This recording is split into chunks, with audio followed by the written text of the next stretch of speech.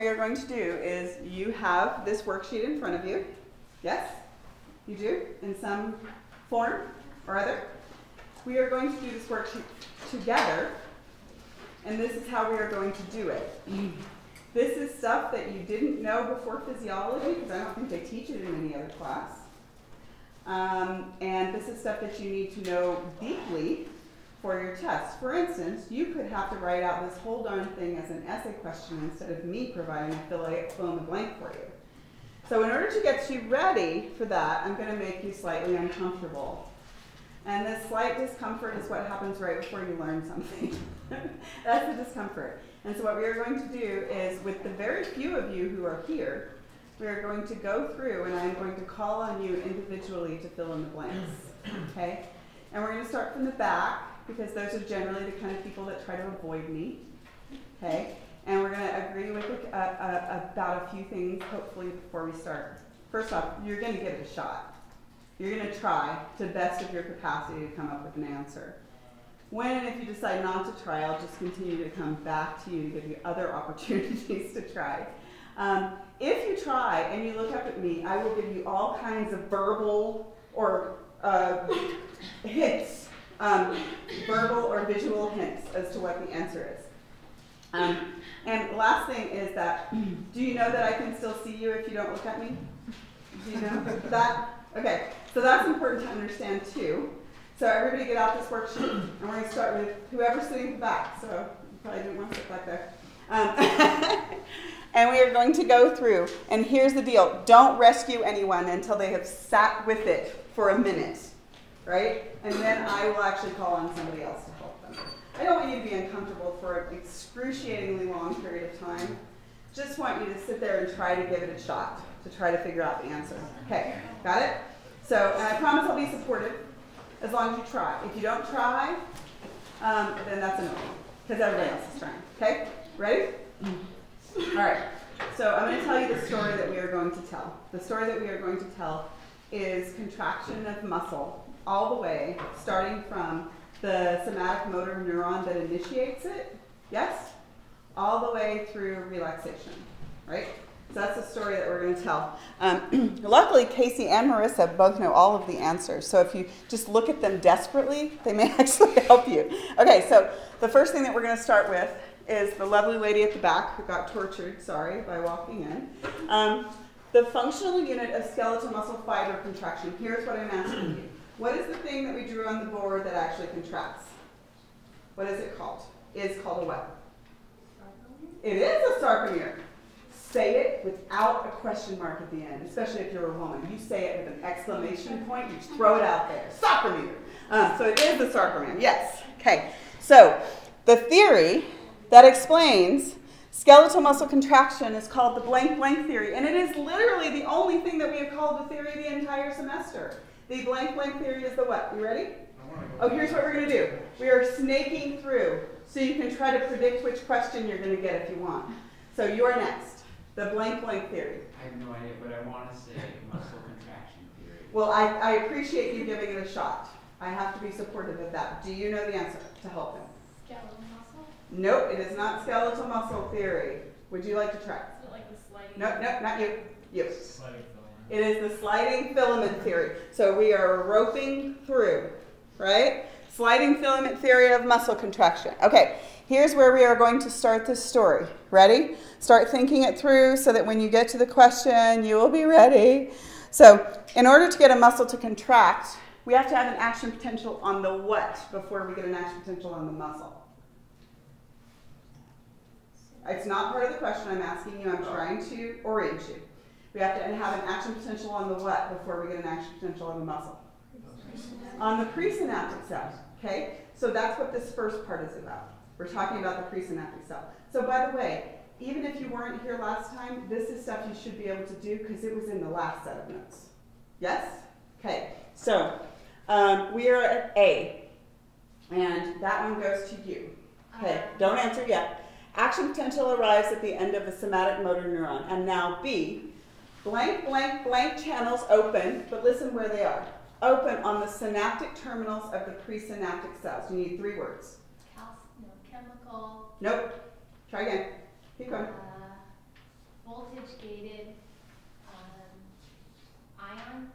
Voltage-gated calcium channels. Voltage-gated calcium channels are only at synaptic terminals, right? That's where they are.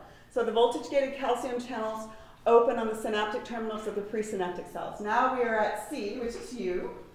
C is blank is released from the synaptic terminals. Blank. What is released from the synaptic terminals if we are stimulating skeletal muscle? What is always responsible for stimulating skeletal muscle? The answer is in here. I know it is. What is it? What neurotransmitter is always involved in stimulating? What is it? Acetylcholine. It is acetylcholine. Acetylcholine is released from the synaptic terminals into, you are next, you, into the blank junction. Gap junction? Nope. The gap, so what, where are we? We are between a neuron and a muscle, so it is the what junction? The blank junction. It's the only junction we've talked about other than the gap junction. Okay, you want to rescue her? Nope. Okay, what is it? It is what you call a synapse between a neuron and a muscle. It's a blank junction. No. What do you call it? Who knows? Raise your hand. Okay, go ahead. It is called the neuromuscular junction. Do you hear in your head how unprepared you are for a test next week? Yes. Okay, all right. As long as you're hearing it too, I want you to be prepared. You kicked the butt of the other class on the last test, but you know, they might take the belt from you, is all I'm saying. Okay? So the neuromuscular junction. So where were we? We're in D. Into the neuromuscular junction. Okay, D should be easy. Okay, now to you, red hat. What did we just release? Acetylcholine. Acetylcholine, this should not be hard, red shirt. Acetylcholine binds to what? What does acetylcholine always bind to? It opens the... What does it bind to? It's a neurotransmitter, it's going to bind to what do neurotransmitters always bind to? You don't have to be specific, this is a general question. Then acetylcholine binds to, you ready? You're next.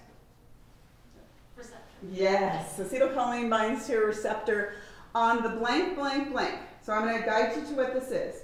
The blank, blank, blank portion of the cell membrane is that super curvy portion of the cell membrane that has all the receptors in it. It's got 3 words. Are you ready? Do you know what it is? Yay! You're my favorite today. Don't tell the rest. Motor end plate. So the motor end plate of the muscle cell membrane. The muscle cell membrane is also called the sarcolemma. Okay? You see where we are? Okay. E is U. These protein receptors are also acetylcholine-gated blank channels. Do you know? What kind of ion channels do you use on a skeletal muscle cell membrane? Calcium. Not calcium. Naomi, do you know? Sodium. Sodium, yes. They are acetylcholine-gated sodium channels, yes. Okay, so where were we? F.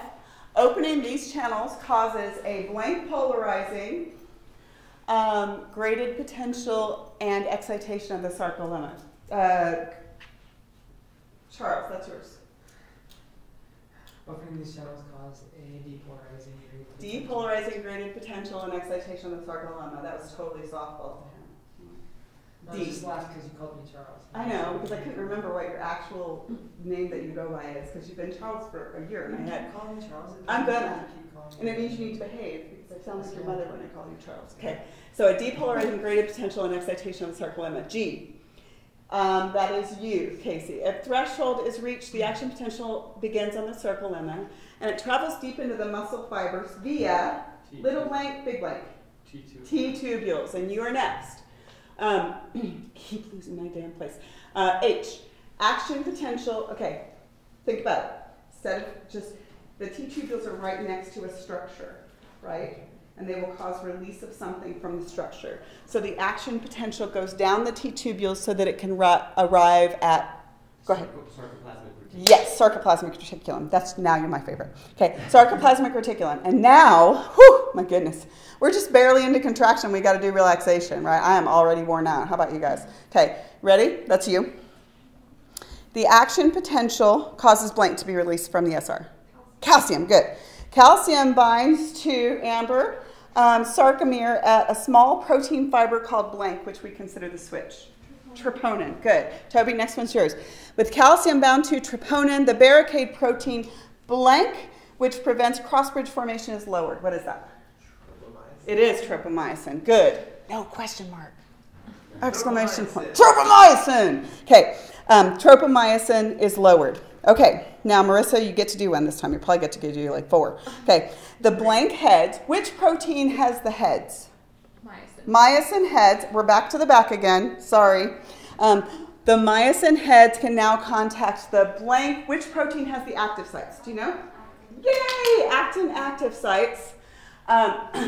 When the heads and the active sites are bound to one another, it is called that is you, person who loves his cute dog. I do love her.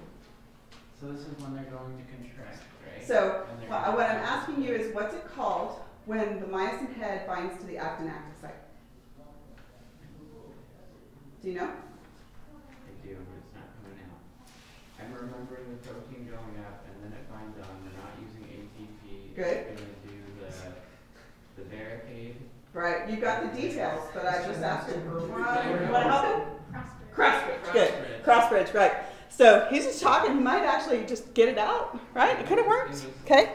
So with, where was I? Called a crossbridge. Okay, so now we are at E. Okay, and you are next. To initiate the power stroke. Okay, so here we go, guys. We formed a crossbridge, and what I want to do is this. To initiate the power stroke, blank must fall off. What is it?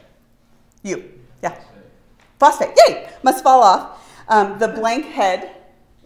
Which protein has the head again? Actin? Nope. Go ahead. Myosin. Myosin has the head. Phosphate must fall off the myosin head. Myosin heads now pivot for the first power stroke. And what's the sound effects? We know. For the first power stroke. At the end of the power stroke, and you are next. Oh, no, I just got you. You are next. Beautiful, big Nordic sweater. Okay, so to initiate the power stroke, the phosphate must fall off the myosin head. At the end of the power stroke, blank falls off the myosin head to prepare for the next one. It is, nope, try again. Slightly less than what you said. Not ADP. Oh, ADP? Yeah, ADP. ADP must fall off the myosin head to prepare for the next cycle. Now, these last class had trouble with this one. See if you guys know. They could do the first 2 parts, but they couldn't do the second blank, or the third blank. F. Now what I have just done is this, right? I just bound it, I just bonded and formed a crossbridge, and I just did my power stroke, right? ADP just fell off, okay? So now what I want to do is this, right? Okay, so that's what I'm talking about in F. Crossbridge detachment. So you're next, okay? The blank heads. Which protein had the heads again? Myosin heads. I'll do answer for her. Myosin heads must release the blank active sites. Which protein has the active sites? Actin. Actin, good. No question mark. Actin, active sites, and reset for another power stroke. Here's the question though, in order to do that, to release, you have to bind what? Yay, you're still my favorite. ATP. For a sarcomere to shorten this, attach, power stroke, detach, attach, power stroke, detach. That has to happen a whole bunch of times, kind of like a cycle. This repeating process is called what? Attach, power stroke, detach. What's it called? Isn't the circle in the No. What's the whole process code called? In which you attach, power stroke, detach, attach, power stroke, detach, attach, power stroke, detach. It's a cycle. So, helper? Crossbridge cycling. Crossbridge cycling, good. That is called crossbridge cycling. And now we're going to get to relax, which I need to after doing this, honestly. In order for the muscle to relax, okay, so what we did last time is we said if we have to understand muscle relaxation, we need to go all the way back to the neuron first, right? Okay? So that's what we're going to talk about first. So we're trying to get this muscle to relax, and so what we want to say is in order for the muscle fiber to relax, the action potential on, listen to the whole question, the action potential on blank must end or acetylcholine would continue to be released. Naomi? Neuron, axon, presynaptic cell, whatever, something that implies that you know we're not talking about the muscle, right? That makes sense? Okay, so axon is what I wanted, but there's a bunch of answers that would have been good. Okay, so now, hardest one, go ahead. So is the sliding filament model the same thing as the crossbridge cycle? Crossbridge cycling is what happens at one crossbridge in a sliding filament theory of contraction, right? It's one crossbridge going over and over. Okay, you got the hardest one. I'm sorry, it's nothing personal. Okay, acetylcholine that was already in the neuromuscular junction must be destroyed or the muscle receptors would continue to detect it. The enzyme blank destroys acetylcholine at the neuromuscular junction. What is it called? Acetylcholine esterase? No question mark. Exclamation point. Yes, acetylcholine esterase. It is. That's the hardest one in the whole thing. Good job. Acetylcholine esterase destroys acetylcholine at the neuromuscular junction. Okay, next one's for you. No acetylcholine, just listen to it. No acetylcholine means no depolarizing graded potential on the muscle cell membrane. If you don't have a depolarizing graded potential, you don't get a what? A depolarizing graded potential can lead to a an action potential, right? No depolarizing graded potential, no action potential follows on the sarcolemma. Casey, third time today. No AP on the sarcolemma means that blank will not be released from the SR. Calcium, good. Charles, you're in trouble. Calcium present in the sarcomere must be removed for the which barricade proteins to go back up? The tropomyosin. Good, tropomyosin barricade proteins to go back up. This is accomplished by pumping calcium back into the SR and requires ATP. ATP. Can you guys all spell that one? ATP? Yeah, ATP. So ATP, good. Okay, so last thing is you again. Now the blank thin myofilaments slip back into place as the sarcomere lengthens. What is it? Actin. Actin. Good job. Good job, you did it. Do we all hate each other now? No, we're fine. Okay, so this synopsis is basically almost all of muscle contraction and relaxation that you need. But the A student would be prepared to do all or part of that in an essay question. I could, for instance, say, I want to get you to this point, I want you to stop at this point, and you would have to fill in the details, right? I could start all the way on the presynaptic cell and go to relaxation if I wanted to read all of that, but I don't. Or I could just grab a little chunk of it and say, get me from here to here, which means that you need to know, right, what happens after what. Does that make sense to you guys? Okay, so remember you've got a test a week from today. All right, so now let's see how far we can get on muscle. The last class asked amazing questions, which made it slower than Christmas to get through the material, but they were really good questions, so it's all right. So what I decided to do, FYI, is I need to save a little time in lecture. So I need to finish the material on Monday. So I'm going to make you guys a take-home quiz over the weekend, but it's going to include both material that we have covered and material that we haven't covered, including the next set of notes. Does that make sense? So which am I going to have harder questions over? Material that we have covered. Easy questions to make sure that you are prepared for the next set of notes, right? Because otherwise we won't be able to get through the material and I can't basically take another day. All right, go ahead. Who has the disc? Oh, does anybody have the disc? Where is the, The disc. The disc. No? Interactive physiology disc, no? Who did I give it to? Somebody has it in the other class, I guess. Okay, so here's what we're going to do. The stuff we are doing today correlates directly to the stuff that you guys are doing in lab this week, which I know is unusual for physiology. I am freaking working on it. I moved all my lectures around so that we would be doing the right thing this week, and then also when you're doing cardiovascular system next time. Okay, so you guys this week in lab are going to be doing a muscle contraction and relaxation lab. And it's actually a pretty good, pretty fun lab, and I wrote half of it, not all of it. There's too much writing. Don't you think there's too much writing in the labs, though?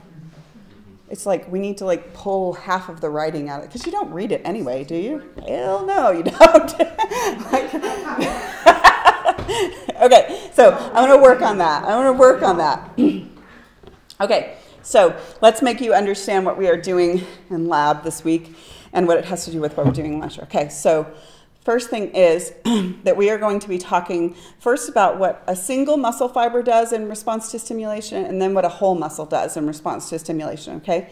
So we have to narrow some terminology. In both lecture and lab in phys, when we say the word twitch, we do not mean what most people mean when they say twitch. A twitch in physiology is a single cell's response to a single stimulation. It could be a group of cells, but they're all going to respond simultaneously. But let's hold it to a single cell so that we can think about it. So what I mean is one cell's response to acetylcholine depolarizing it would be a twitch. Or stimulating one cell with an electrode would be a twitch. Does that make sense?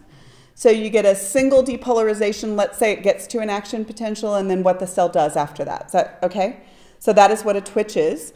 And there are 3 phases to the twitch, and this should be directly related to the stuff that we've already done. I want to make it put together with what we've already done.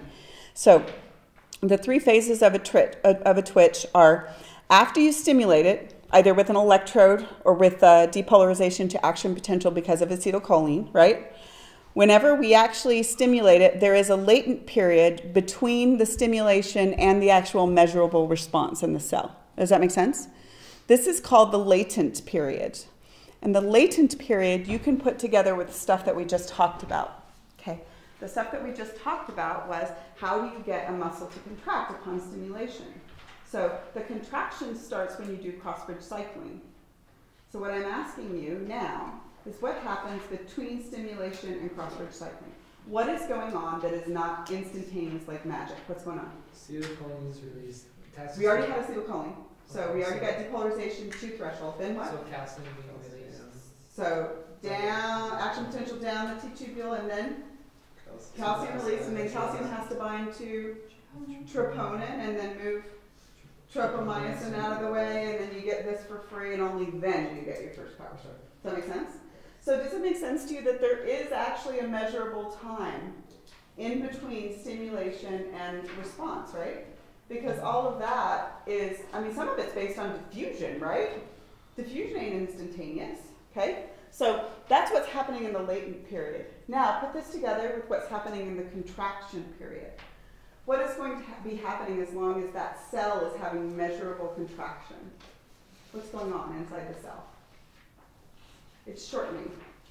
So what does that have to do with the story that we've just told? How do you shorten something? Keep doing that over and over again, and you call it what? What do you call it? Crossbridge cycling. Yes, that is what's happening. Crossbridge cycling is going to be happening as long as there is calcium present and ATP is present, right? So we're not going to hold off the ATP. We're going to make calcium present and ATP present, and then you're going to do crossbridge cycling. Now I want to relax it. So let's put this back together again with what we just did. What is going to be happening during the relaxation phase? How do you make that muscle relax? Inside the cell. We don't have to go back to the neuron, just inside the cell. Calcium is being pumped back into the SR, and after calcium is pumped back in, let's go up to troponin, myosin, got it, falls back into position. Does that make sense? Okay? And only then do you start blocking crossbridge formation, and then you slide back into position. Right? So this measurement is all related to the story that you've just learned, right? The latent period, the contraction phase, and the relaxation phase. Okay, so now let's start talking about muscles and how they work, just the basic little physics of muscles, mini physics, if you will, of muscles. Okay, so we're going to be talking about tension, and we're going to be talking about load, and then we're going to be talking about different kinds of muscle contractions. Okay, so what tension is the strength that you can generate via crossbridge cycling. So I want you to contract your abs right now without moving your body. And what you can see is you can actually generate tension without producing any measurable shortening of a whole muscle, right? You can generate tension. Are you actually shortening sarcomeres? Yeah, you're actually shortening sarcomeres, right? But you're not actually overcoming the load. So what we're going to do is two different types of contraction. And one of them, what I'm going to do is generate tension that either can't overcome a load or isn't going to overcome a load. That's what my biceps brachii and my brachialis are doing right now, right? They're generating tension, they're trying to lift this up, but they can't overcome the load. Or if I'm standing up right now and tensing my abs, I'm generating tension, but I'm not trying to overcome the load, right? Now, if the tension overcomes the load is what you're pulling against, then you will produce measurable shortening. So in that situation, what I'm doing is this, okay? I'm using my biceps brachii and my brachialis, right? What I'm going to do is I'm going to generate tension, and then as soon as it is adequate, I can overcome the load and produce measurable shortening. Tension and load oppose one another, right? And I can get to the point that I can't overcome the load because of the limits of my capacity, which are not the same as the limits of your capacity. Go ahead. What's measurable load versus? Measurable shortening, what I mean is like measurable shortening on a whole body, right? So I'm not talking about measurable per an individual cell, okay? So you could, if you had a teeny tiny measure, you could measure like sarcomere contraction, right? But what I'm talking about is like actually wiggling, right? Actually wiggling your whole body. That makes sense? Okay, so I'm going to teach you a couple of different kinds of contractions, and then we'll talk about strengthening versus weakening these contractions. So tension is what you generate. Load is what you're actually pulling against. The load can change, right? So this is doing the same activity as this is, right? But you have to generate more tension to overcome more load. Does that make sense? Okay, so let's talk about a couple of different kinds of contractions. So kinds of muscle contractions. I know this sounds counterintuitive, but your muscle can actually contract without any measurable shortening of the whole muscle. Now at the sarcomere level, you definitely are shortening. So what we have is the first kind of contraction I'm going to teach you is called an isometric contraction. And that sounds like an oxymoron, because isometric means same length, right? So you're contracting, but it's staying the same length. So what the heck is actually happening? With an isometric contraction, what you would do is, in a laboratory situation, what we did when I was in phys, and we still killed animals to demonstrate physiology, we anesthetized a frog and then took out his muscle, and then strapped it to a couple of things, and then we stimulated it with an electrode. But if you want to make it an isometric contraction, here's what you do. You actually attach it to two supports that the muscle is in all likelihood not strong enough to overcome, right? Two rigid steel supports on a small muscle, right? Now it might take a little bit of experimentation. And then you stimulate it. And so what happens with the muscle is that it generates tension, yes, but does not measurably shorten. Does that make sense? Because it can't in this situation, right? So this is called an isometric contraction. What happens is the tension continues to increase and increase and increase, but you can't overcome the load, right? So what is that? When are you doing isometric contractions? You're doing them right now to hold your neck up, right? You're generating tension, but you're not actually trying to overcome the load that's on the other end, right? So if either you can't overcome the load or you're not overcoming the load, but you're actually engaging the muscle, that's an isometric contraction. That's what you're doing when you're using your abs and your back to help you stand up straight. That's an isometric contraction. Does that make sense? Okay. Holding your body in a constant position, or you can have a forced isometric contraction when you do this, right? It's an isometric contraction because I can't move it. I can't overcome the load. Does that make sense? Okay, go ahead. So if you're tensing your abs and then if you bend forward, the bent forward would be the load, correct? Yes. Okay. So this is the load that you're working against in gravity. So what we would do in this situation, I'm about to teach you the other one. The other type is when you do overcome the load, okay? So I can start here and I can say, okay, this is starting out. Don't all contractions start out as isometric because you actually start crossbridge cycling before you actually overcome the load, right? So this one's going to start out as an isometric, but as soon as I generate enough tension to overcome the load, it becomes the next type of contraction, which is called an isotonic contraction. So let me show you what an isotonic contraction does, and then we'll come back to Marissa's question too. This one's a little counterintuitive, but you'll be able to grasp it, I think. Okay, so with this one, we're going to set up the same situation in the lab, only this time we are going to make a lever with a load that we think that muscle could overcome. Now, this takes a little experimentation, right? Because you don't actually know what it can overcome. So, and then we're going to stimulate it. And what will happen is you are going to generate isometric, isometric until you've generated enough tension to overcome the load. And then you will actually shorten, right? Does that make sense? So you're measuring two things here. You're measuring tension, which goes up and up and up until you've got enough tension to produce movement. And then you don't need to produce new tension. You need to produce more movement, right? Okay? So this one is a wiggling contraction. It's what we generally think of when we think of muscles contracting enough to move bones. It's called isotonic because isotonic means same tone. Because after you generate enough tension, you don't generate more tension. You actually use that for movement, for kinetic energy, instead of just generating more tension, right? So we don't just continue to generate tension. That tension was adequate when we moved the bone, right? So this is called isotonic because you get up to tone or tension, and then you stop generating tone, and instead you generate contraction. So, like we said before, now you guys tell me, if I'm tensing my abs right now, but I'm not wiggling anything, I'm doing a what contraction? Isometric. But as soon as I do this and I overcome the load, I'm generating a what? Isotonic contraction. That makes sense? And also, conceptually, do you all understand that every damn contraction you do is going to start out isometric? And they may or may not get to be isotonic. Yes? Okay, got it? Okay. So you guys are going to play with these in lab this week. And then one other little subtype of contraction I just want to tell you about is called, this one totally sounds like an oxymoron. This is called a lengthening contraction. And a lengthening contraction, I don't think you're going to play with these in lab, although Larry likes to talk about them. This is a contraction, and it's really a subtype of one of the other two, so I want you to think about it and think about what it's actually doing.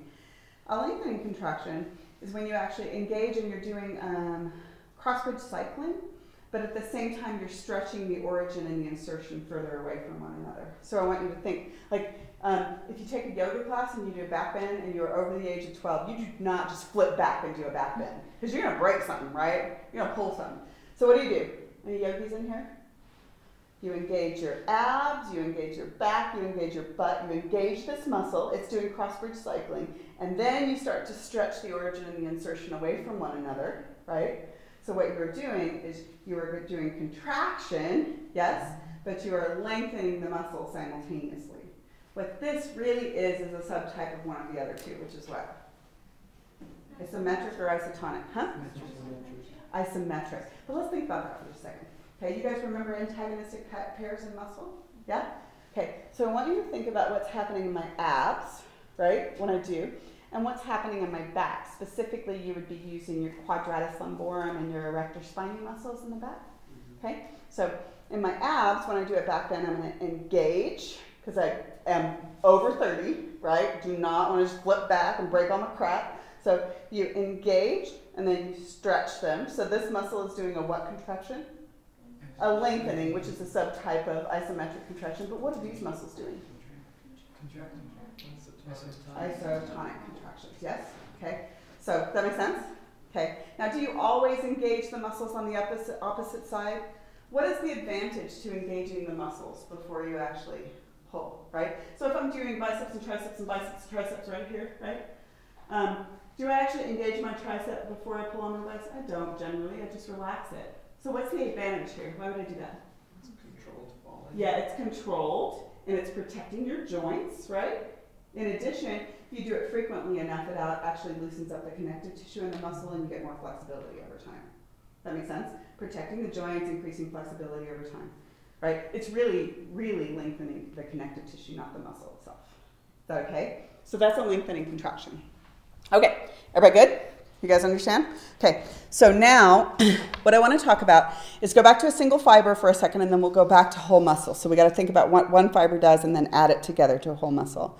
So here's what I want to talk about. In one muscle fiber, just one, I want to talk about how you can get one fiber to contract minimally, maximally, or somewhere in between.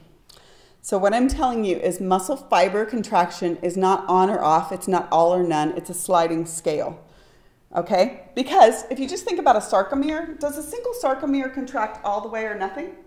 No, you can like go, or you can keep going, right? And it's got a whole bunch of cross bridges that it can form, right? So just extrapolate that out to a whole muscle. And a whole muscle cell can contract minimally, maximally, or pretty much anywhere on the sliding scale in between. But what I want to understand is how. How can you control how much a single fiber contracts? And what we do to control that is what we call temporal summation, or summation, of a single muscle fiber. And here's what we do, guys. So, how do you code for intensity in the nervous system? Frequency. It is going to be consistent with what we learned. How would you code for intensity of muscle contraction from the neuron to the muscle? The neuron would stimulate the muscle cell more frequently.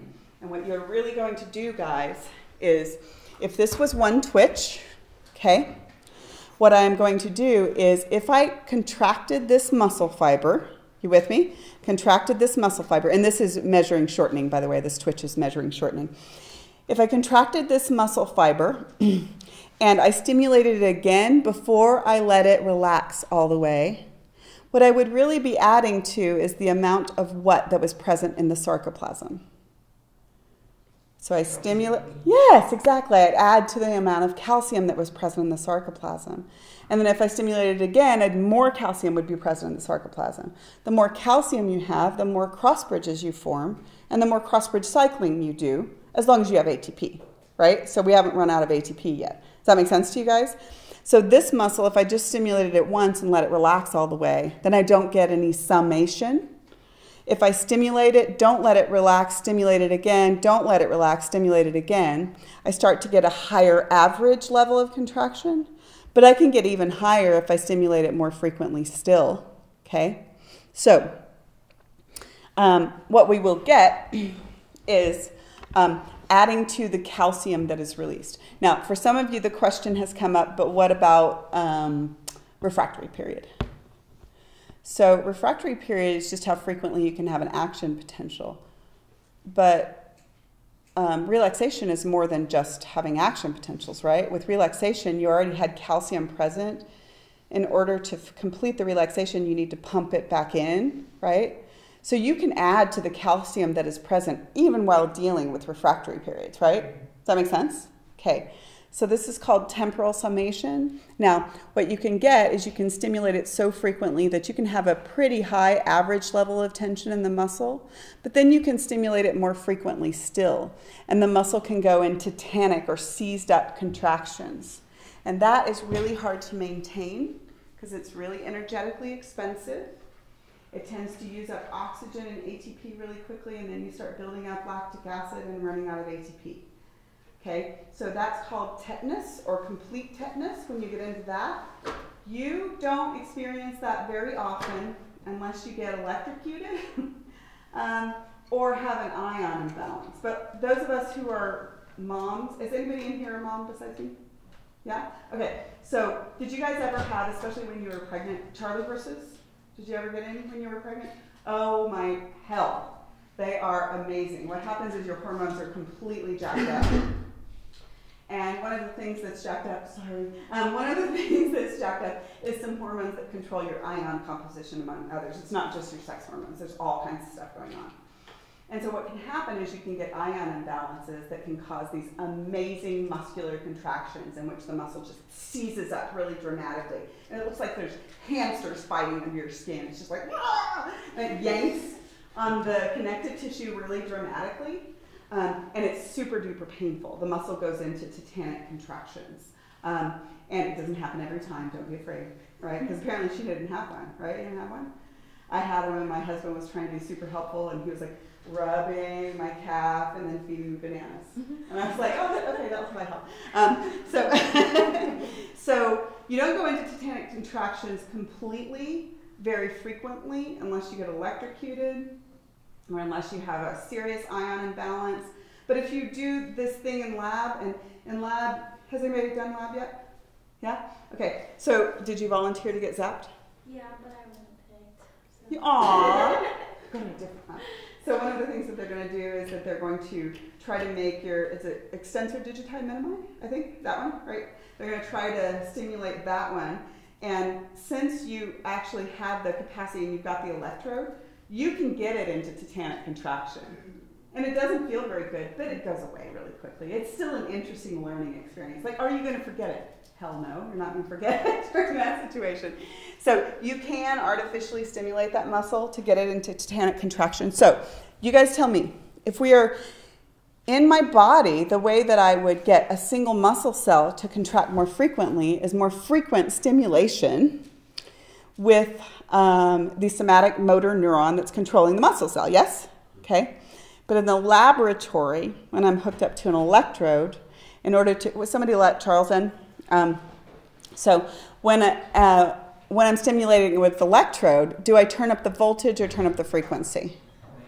Yeah, I leave the voltage alone and turn up the frequency, right? And you can be at the same voltage and you can get major contraction without changing the voltage. You just change the frequency. Does that make sense? So that's one of the things that you're going to do in lab. This is called temporal summation. So let me reinforce this. Okay, we learned about temporal summation before, and it can get confusing that they're using it again. Didn't we learn about temporal summation before? Okay, so temporal summation can be between two neurons or between a neuron and a muscle cell. And I want you to think about this because this is both of them are going to be on your next test. All right? Okay? So we've got two different forms of temporal summation. What do these two forms of temporal summation have in common? What is the presynaptic cell doing in each situation? Go ahead. It's firing off frequently. Firing more frequently. So, yes? Acetylcholine or whatever. Right. So the presynaptic cell is causing release of more neurotransmitter in both situations, right? More frequently. But you're trying to have two different responses in the postsynaptic cell, yes? When we're doing temporal summation between two neurons, what am I trying to get the postsynaptic cell to do? Fire an action potential. Action potential. So we're adding graded potentials to get to threshold for an action potential, right? But when I'm doing temporal summation between a neuron and a muscle cell, I'm trying to get the muscle cell to do what? Contract more by releasing more calcium. And I am assuming that I'm getting frequent action potentials, right? Otherwise I wouldn't be releasing calcium, right? This one's trying to get me to threshold. This one's trying to build up calcium, right? So why the hell are they called the same thing? Well, because the presynaptic cell is doing the same thing, right? And it's still kind of the whole frequency coding thing, isn't it? It's still the same thing, right? It's still the same way that you talk between neurons. Okay? Everybody good? All right, so interactive physiology, nobody has my disc, right? Anybody have my disc? Who has it? Interactive physiology is really, really good for muscles. So if you are having trouble picturing this stuff, it's really good. You can stimulate the muscle cell, you can see what happens, you can get it all the way into tetanic contraction.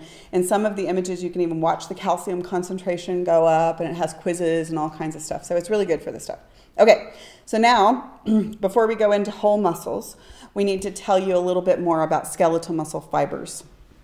First thing is, I have fibbed to you just a little bit about skeletal muscle fibers because it was a useful lie, right? So skeletal muscle fibers, skeletal muscle, you're out. In physiology, you have to like dole out little bits or else people leave, right? So now what I'm going to tell you is that not all skeletal muscle fibers are the same. They're all very similar. They all have a sarcolemma and sarcoplasmic reticulum and all that kind of stuff. But they don't all have the same myosin, and they don't all have the same number of mitochondria. They don't all have the same amount of myoglobin or the same amount of glycogen. They've all got all of those things, but they're not identical to one another. You ready?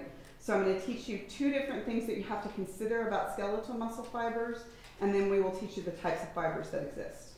So first thing about skeletal muscle fibers is during differentiation, right, and protein synthesis, they make two different kinds of myosin, and you have a mix of each in each of your skeletal muscles, not in each cell, but in each of your skeletal muscles. So as far as the myosin, the difference between the two is that you either have slow twitch fibers or fast twitch fibers, and that's just how quickly the myosin head does the fast twitch fibers are 4 times faster than the slow twitch fibers, which is all well and good until you talk about energy consumption, because they are also going to be more or less expensive. More responsive, more expensive, yes? Okay? So we don't want all of our tissues, all of our cells to be like that, okay? And then the slow twitch fibers are going to be slower to respond, but your ATP will last longer, okay? And as far as we know, you cannot switch between the two types. A cell, when it goes through differentiation, has one or the other, right? Fast twitch or slow twitch, okay? Now, the next thing that we have to consider is what is that cell's favorite way to get ATP. Some cells are really, really set up to go through just glycolysis primarily. I mean, they have the capacity to go through oxphos, but not super well. And some cells are set up to go all the way through oxidative phosphorylation. That will impact how quickly they can get ATP and how much they have. Yeah? Okay, so keep that in mind. So let's talk about the oxidative fibers. So this is just proportions, okay? Proportions of what you have inside a cell. If a cell is set up for oxidative phosphorylation, then what it's set up to do is to go all the way through, right? Cellular respiration all the way to the end. So comparatively speaking, does it make sense to you that those cells, the oxidative fibers, will have way more mitochondria? Yeah? The other cells don't have none, but these have more, okay? Way more mitochondria. They have way more capillaries surrounding each cell. Does that make sense to you? Because they need, of course, more oxygen primarily, okay? And inside each fiber, these cells have more myoglobin inside them, right? Because myoglobin stores what? Oxygen. Which means, what do you expect, just a second, about the color of these cells? They tend to be red. Yes, these are smaller diameter, and we'll talk about the smaller diameter in just a second, but they tend to be red in color. Do you see these? Okay, go ahead. I'm sorry if I'm backtracking. Are we No, just you're fine. talking about skeletal muscle right now? Are we talking about what? Just skeletal muscle? Just skeletal muscle. Okay. Yes, we are exclusively talking about skeletal muscle. Okay. Okay, so we have skinny fibers. Now I want you to think about these fibers. They're oxidative. Are they going to be the fastest one off the block? They're not going to be, but how long are they going to last you? They'll last you for a really long time. Now if you look at their diameter, do you think they're going to be the strongest ones?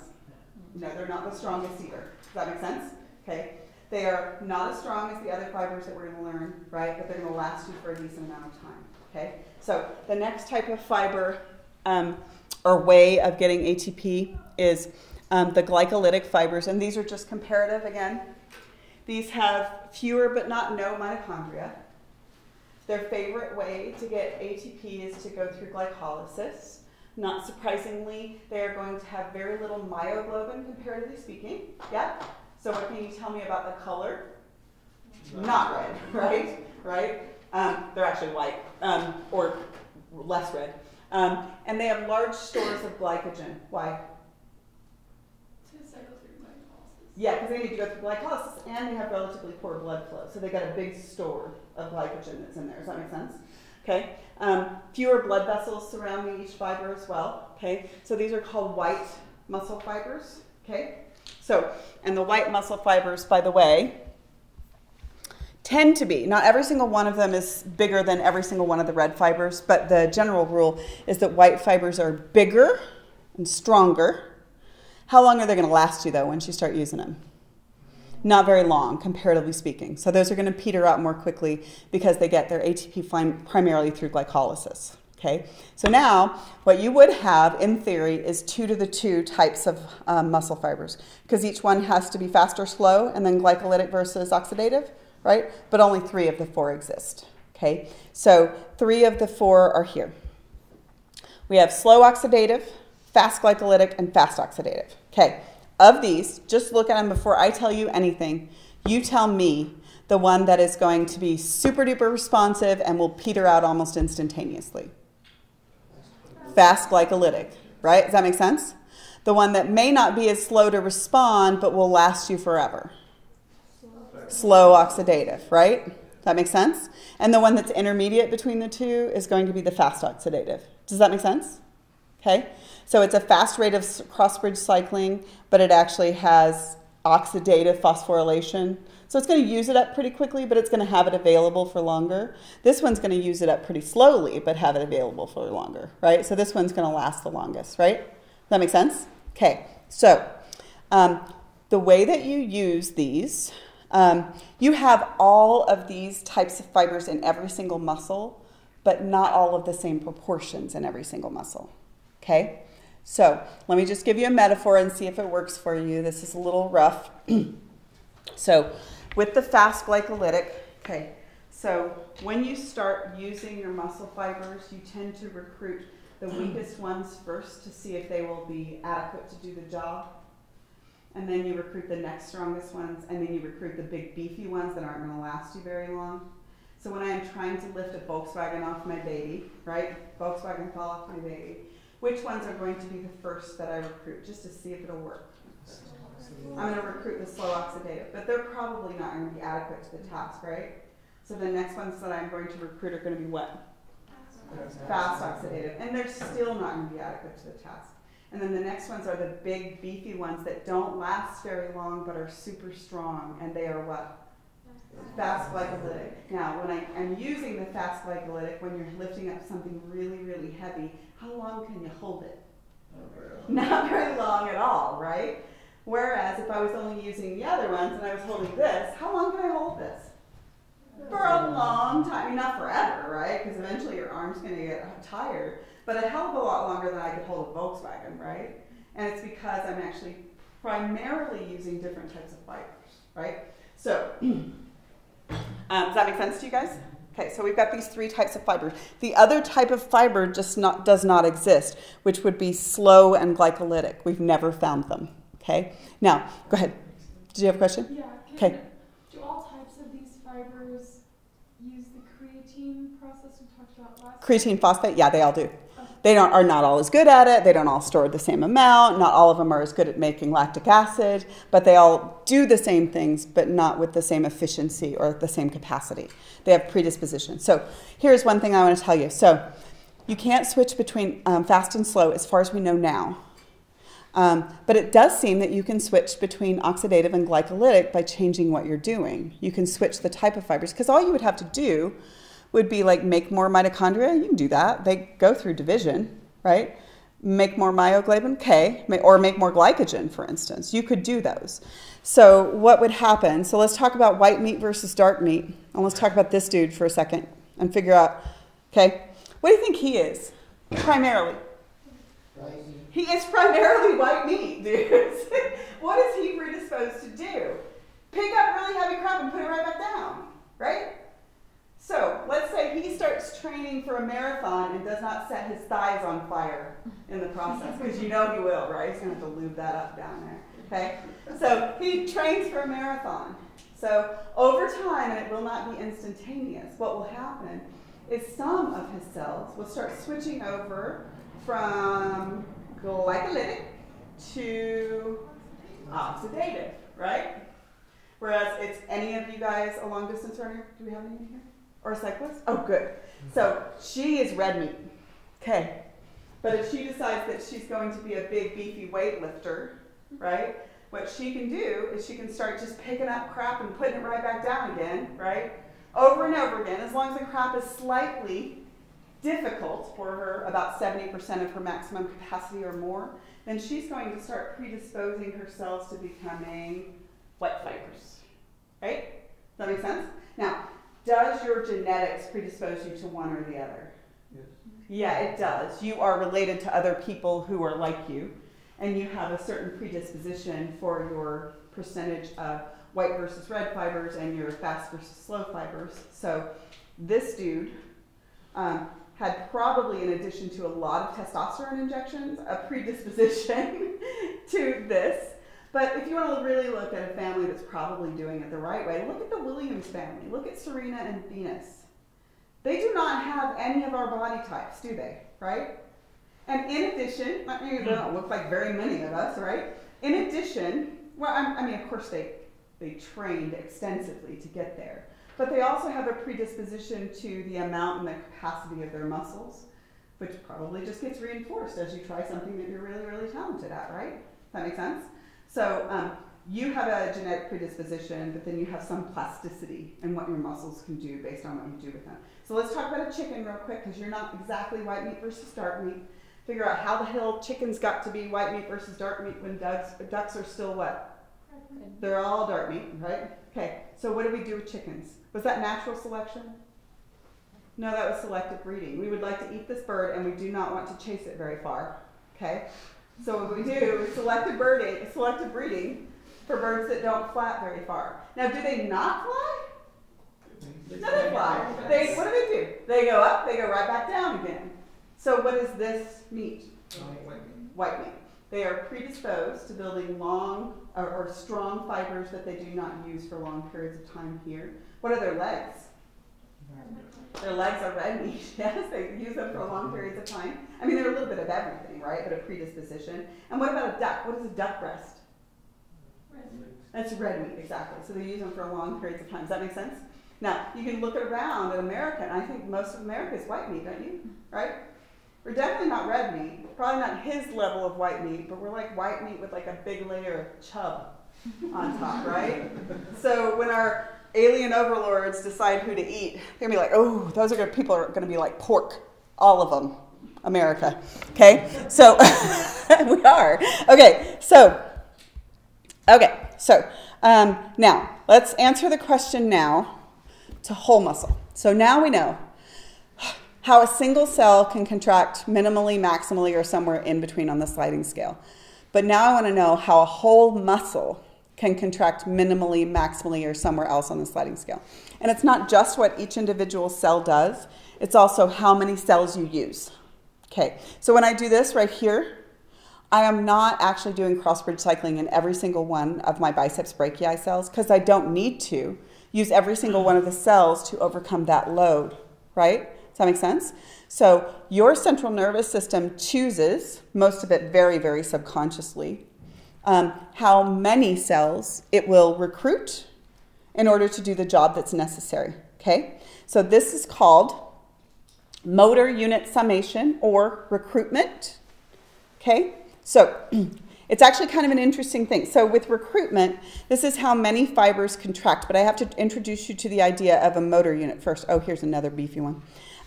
So that's amazing, right? Don't you think? He's got like muscles on his muscles. What the hell is that?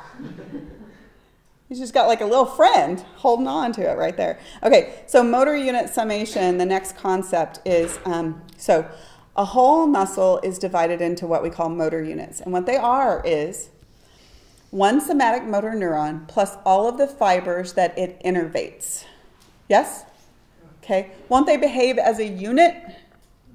I mean, not simultaneous, but all work together, right? And the only reason not simultaneous is because like this axon branch is longer than that one, right? But they're going to behave as a unit, right? You're going to release acetylcholine onto all of them simultaneously. So this is called a motor unit. Muscles are divided into motor units. And for weak activity, you don't need to recruit all of the motor units. What you are going to do is recruit the weak ones first, right? See if it works. If it doesn't, you'll recruit the intermediate strong ones. And if that still doesn't work, you'll recruit the big beefy ones. Does that make sense? So this is called motor unit summation or recruitment. Okay, so let's see how it works. So what is going to happen is your central nervous system is going to decide subconsciously based on your prior experience how many motor units you might be able to get away with to do that job.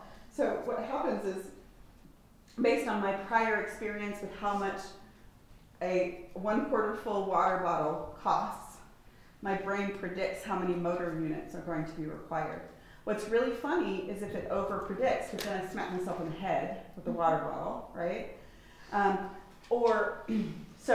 then if that doesn't work, it's going to recruit more, and then it's going to recruit more, right? Until you get up to, in this situation, you recruited the 5, then you recruited the 7, and then if that didn't work, you recruited both of them. But you don't just have 2 motor units. You've got hundreds of motor units per muscle, right? And so you continue to recruit until your tension has overcome the load or you weren't able to, right? So I'm going to do recruitment right here, in which I'm trying, but I can't overcome the load, and I will recruit all of them and still not be able to overcome the load, and that will force the kind of contraction that I'm going to be in. But some of you guys are way stronger than I am. So maybe you could actually yank this off. I don't know. Probably just the top would come off, really. So I think if it wasn't stuck to the floor, you could do it. You think so? Oh, you have a lot of faith in me that I don't have in myself. Eventually, when I'm doing that, one of these semesters, it will come off, and then I will regret my poor decision making. Okay, So in order to increase the flex of a whole muscle, more motor units are recruited, and this is called motor unit summation or recruitment. And we already talked about the fact that you actually recruit the cells in different orders. You start with the weak ones, then you go to the next strongest ones, and then you go to the strongest ones, right? And if that doesn't work, you can't lift the Volkswagen off the baby, right? Okay, so that is called recruitment. The smaller ones are recruited first. The smaller cells are recruited first. So do you see? 1, 2, 3.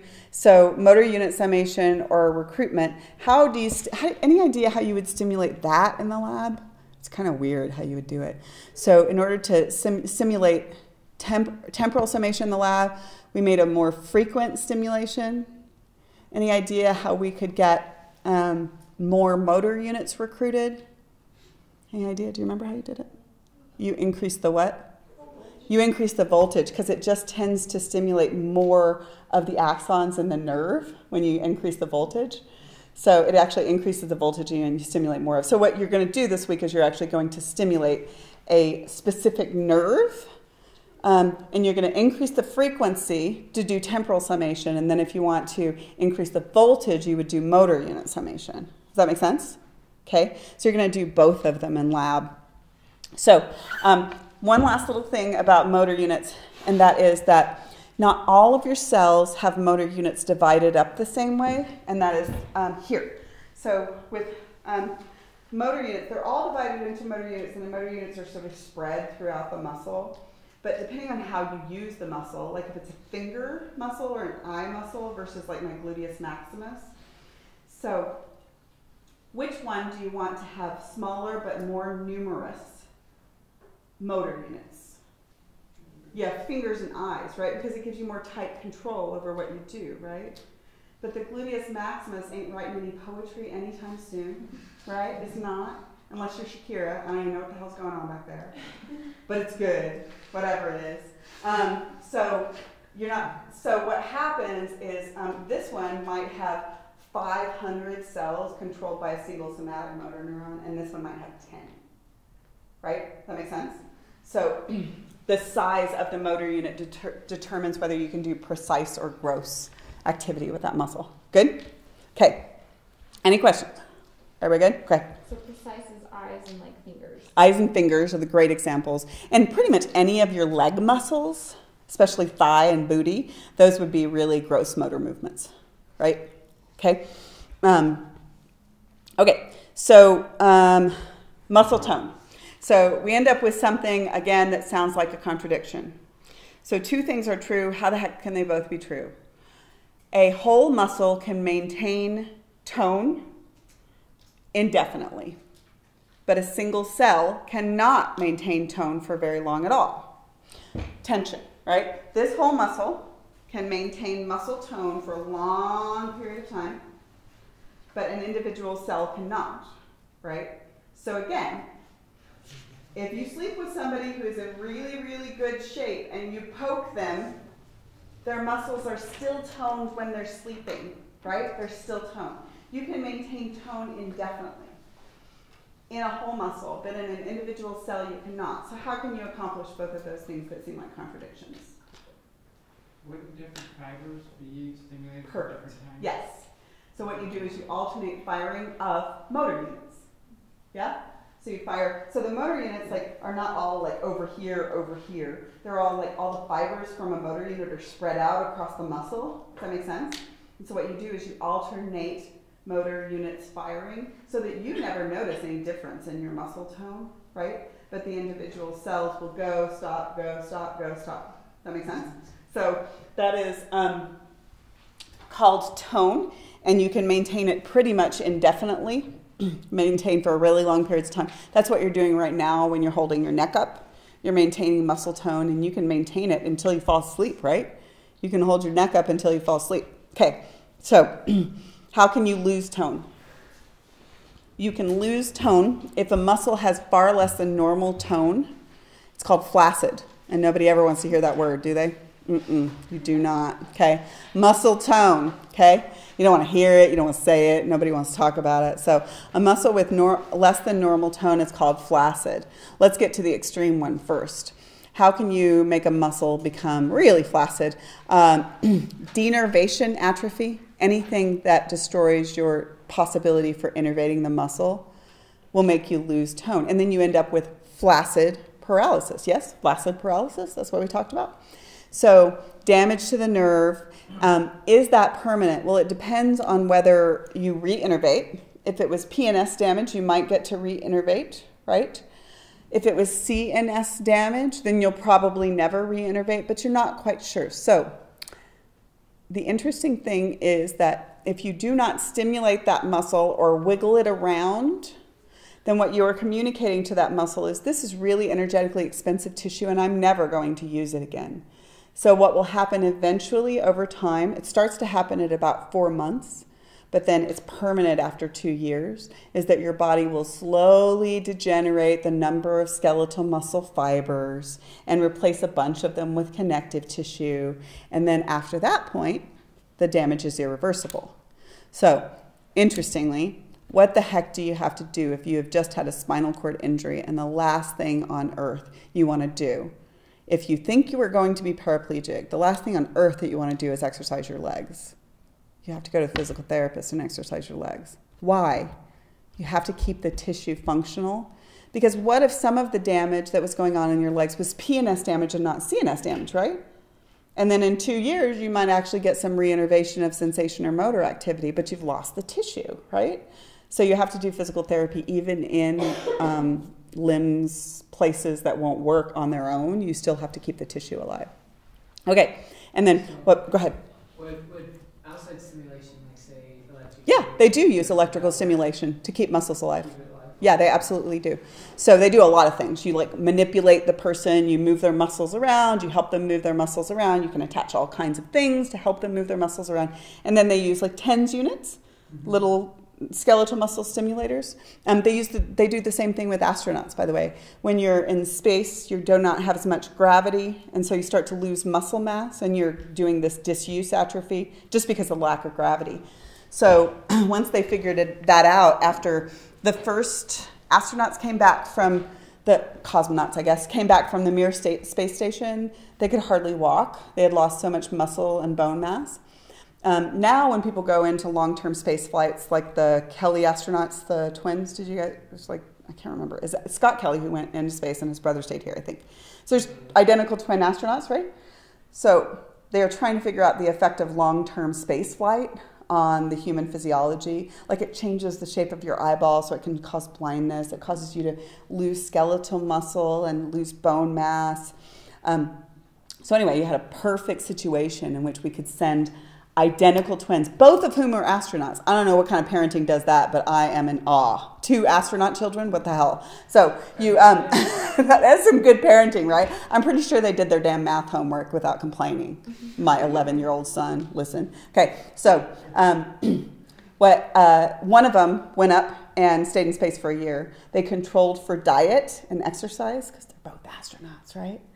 And then they came back to see how much skeletal muscle mass he had lost, and they were stimulating his muscles with TENS units and his bones, and they had all kinds of pulley systems set up. He still lost a significant amount of muscle mass, but far less than in the past when we didn't know that you could actually stimulate that way. So that whole astronaut thing is an example of disuse atrophy. And it was forced disuse atrophy, but disuse atrophy can also happen when you cast something, right? You can't use the muscle, so what happens to the muscle mass? You start to lose it. Or if you've got a person who's bedridden, right, a person who may be in a coma, they're going to start to lose muscle mass, right? They just are. But aren't you supposed to move them around? You are, for a million reasons. You got to keep their blood flowing. You got to keep them from getting bed sores. But in addition, you also want to keep their muscle tissue functional so that if, for instance, they ever woke up, you would not have had the complete, loss of muscle tissue. You lose muscle completely after 2 years, but it starts happening at about 4 months. So interestingly, generally when they take off a cast, the bone is not completely done yet, but you do need to start using the muscle and the bone, or else you're going to lose so much tissue that it becomes problematic. Okay, so everybody good? Yeah? Okay. So you guys are a little ahead of the other class, but I'm not going to let you go because they can just have to deal with the fact that they should be a little faster. Go ahead. So Denervation? yeah, that one's more serious than disuse. More likely to be long-term / permanent. Long-term if it's PNS, probably permanent if it's CNS, right? If it's CNS damage, right? Okay, so let's talk about this. What does your muscle do when you exercise? Well, you know, but you don't know, no.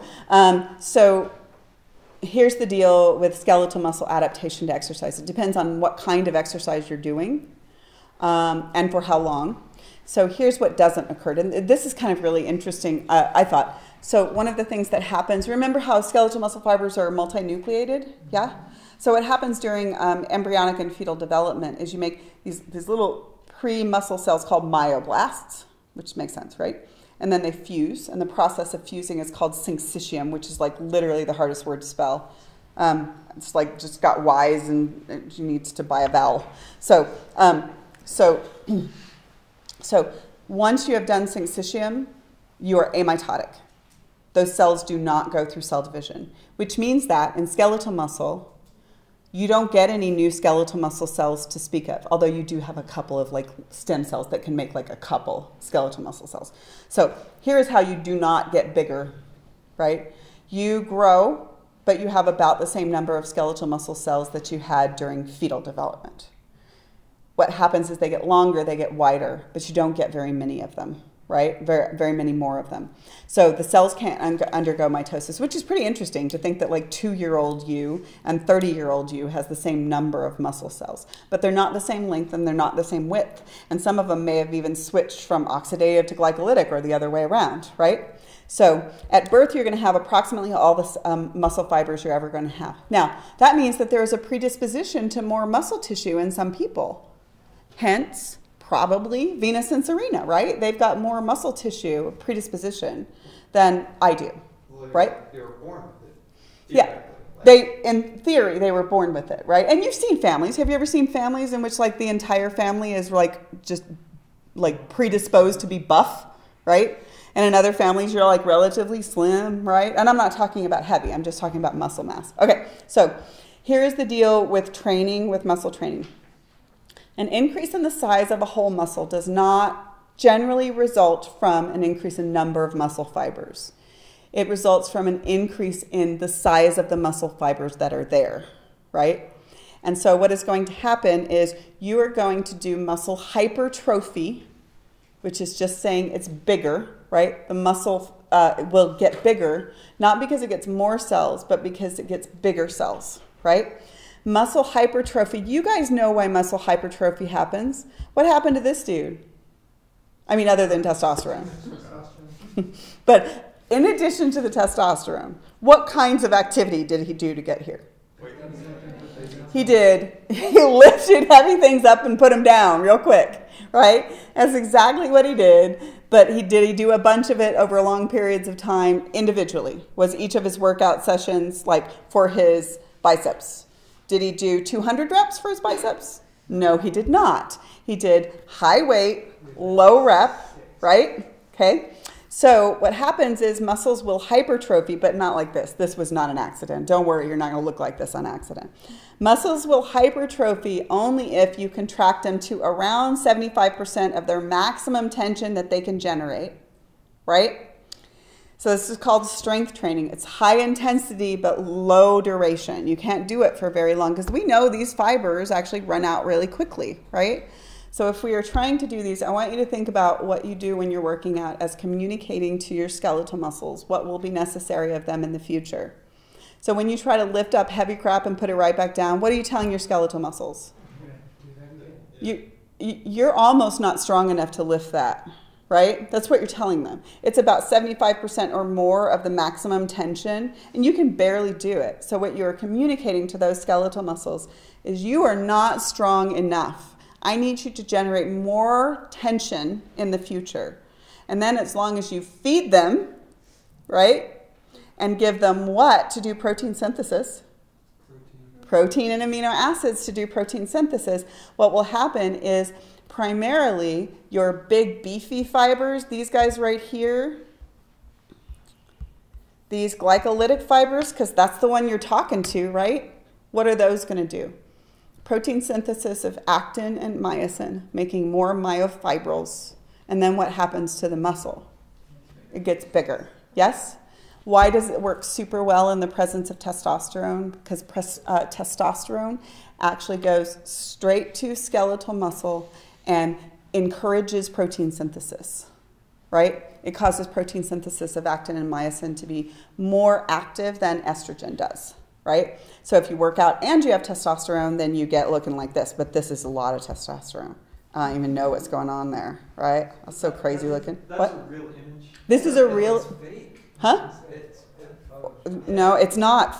I got it off the bodybuilder's website. I mean, Why do you, oh, just because of this? like people do crazy stuff. It's triceps. just, and like Triceps the and background looks. This background? It looks I got it off a bodybuilder's website. They said that he was an extreme, like, don't do this kind of dude.